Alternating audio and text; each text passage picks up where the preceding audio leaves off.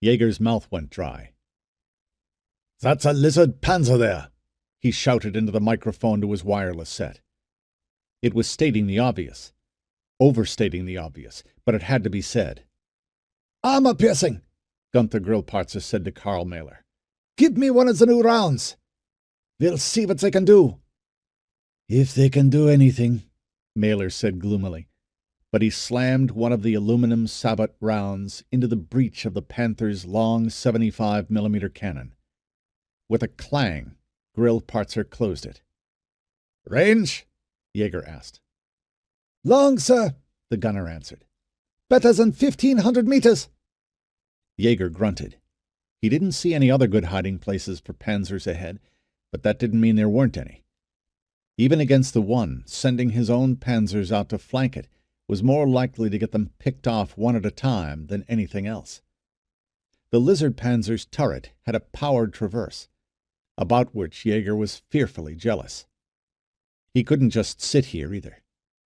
Even if he'd bumped into the last of the Lizard rear guard, that panzer could call down artillery on his head, or maybe even summon a helicopter or two.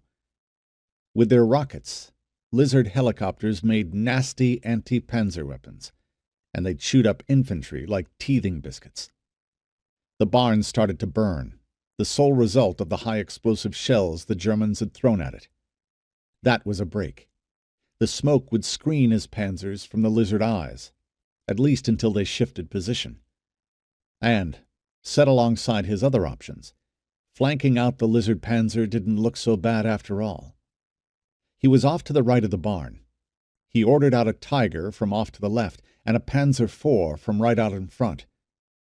That done, he spoke to the driver of his own machine. "Come on, Hans. Time to earn our pay.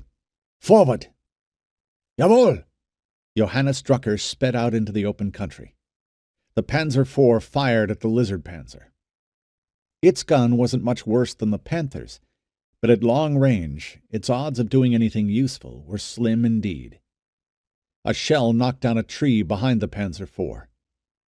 When the Lizards missed, it was commonly because they couldn't see well. Their Panzer did move out into the open. The Tiger fired at it. The 88 scored a clean hit, but the Lizard Panzer kept moving. It was unfair how tough they were. The cannon in that Panzer spoke.